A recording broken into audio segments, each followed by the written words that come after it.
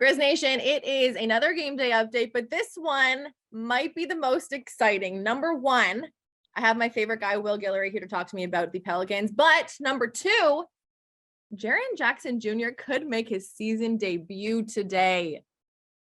Will, thank you for being here. Are you ready to talk for 10 minutes all about Jaren? Only Jaren, nothing else. That's why I'm here for sure. Nothing else.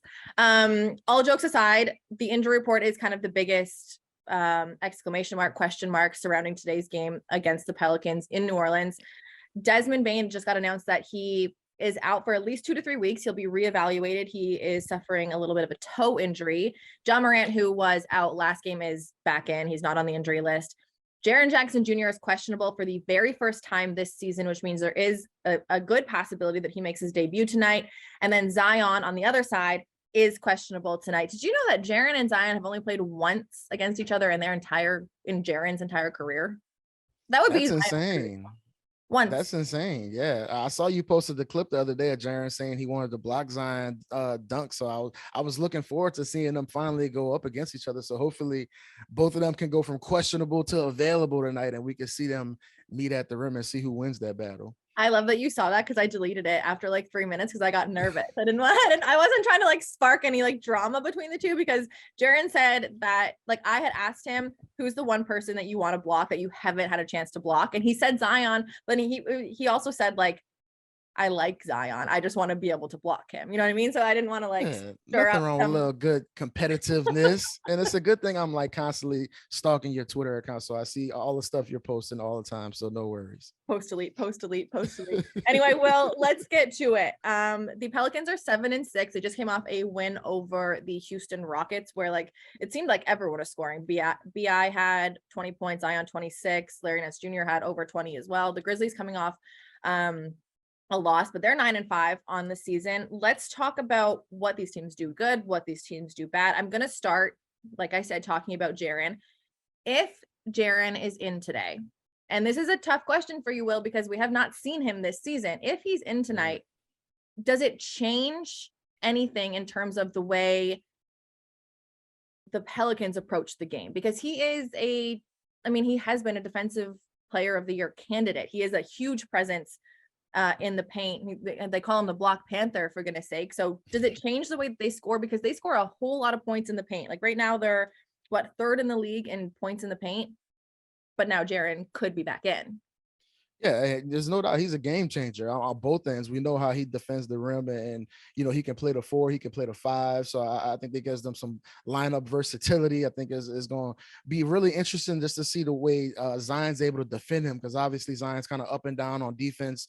Jaren's a guy who loves attacking the rim, loves getting those and ones, getting offensive rebounds. So I think it's going to be a real challenge for Z just to match him and everything he's doing. But I think the big thing for the Pels is they just got to really just defend as a team. I think, their effort, their focus has been up and down. And I think adding one more offensive weapon on the Memphis Grizzlies lineup is going to be a real test for them, especially in the front court, because he at times he does well, but at times he kind of gets lost. He's just kind of in his own world. Sometimes he's not switching the way he needs to.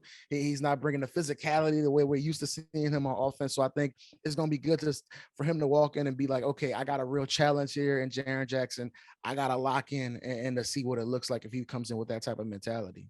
And on the flip, just because everything's kind of up in the air, questionable is like the one where they could or they couldn't. Doubtful is like, you can kind of like say they're not going to play it. Both of these guys are questionable. So on the flip, this is one of the flips. If Jaren plays and Zion does not, who guards Jaren?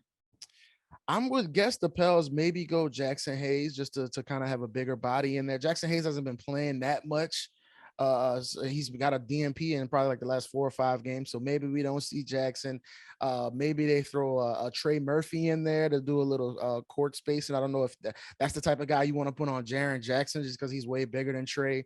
Trey doesn't like to really bang down in there in the paint. He's more of a guy who wants to be behind that 3-point line. But yeah, if Zion doesn't play, Jaren's going to be a really difficult matchup for this team. And it feels like Jaren always has good games against the Pels too. So I think they really want to get Zion in there just to give him somebody he's got to deal with on on the other end, so he's not just scoring all the time. But I'm just gonna be interested to see how much Jaren plays, what he looks like, because he's a really fun player, and I think he adds so much to that team.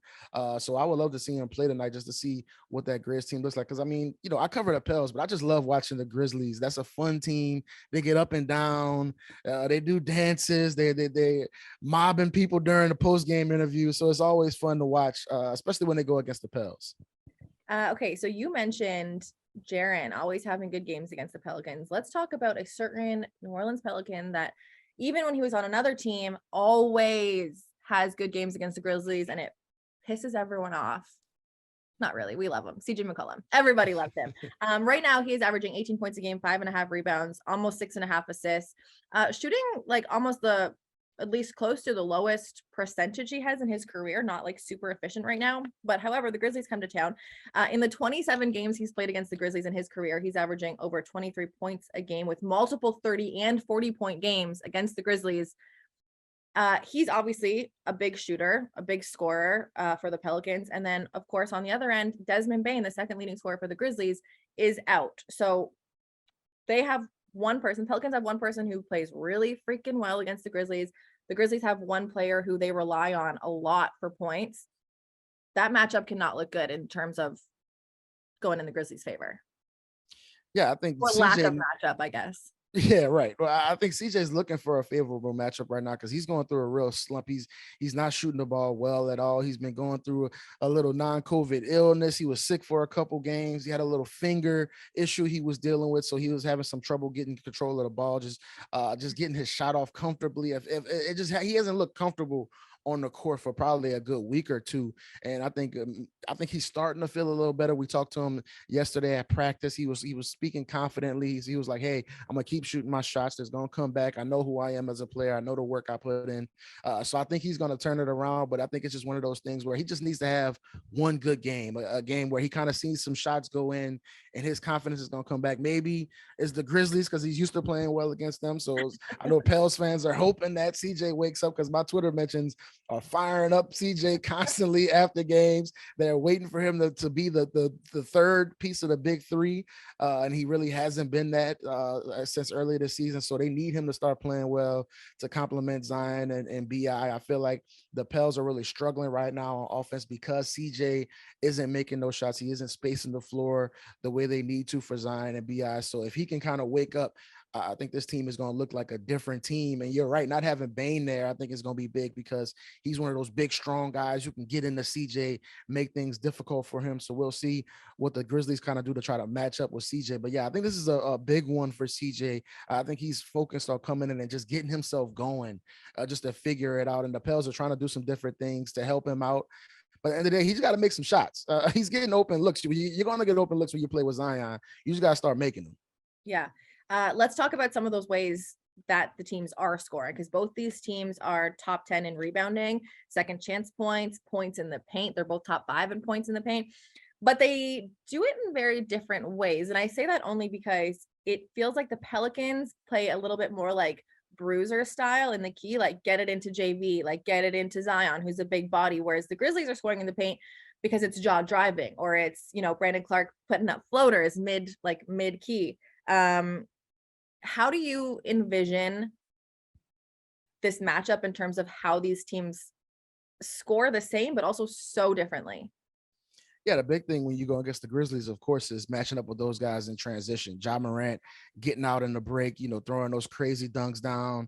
All of those guys really they love to get out in the break. They love to make those flashy plays. And the Pels, they have big Zion, they got big Jonas, they want to be methodical, they want to beat you up in the paint, they don't want to really run up and down the way the Grizzlies love to do. So it's just going to be kind of a which team can kind of impose their will on this game, which team can really make the other team play their style. I think is going to be a real question tonight, if Zion can really get down in the paint and really force those guys to deal with them, or if Ja can make this an up and down track meet.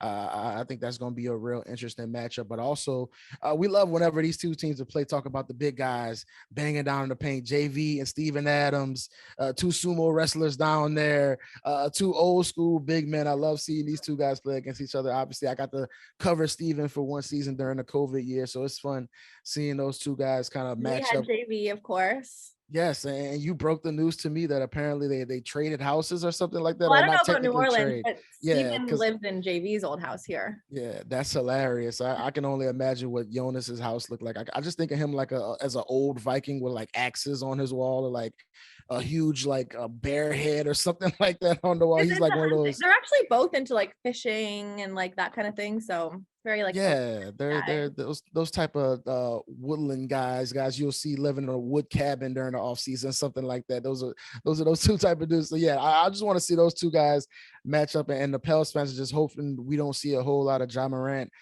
jumping and doing 360 windmills or anything like that in transition. They want to see a slow, methodical game, get Z involved, and just get this back to what the Pels are used to doing.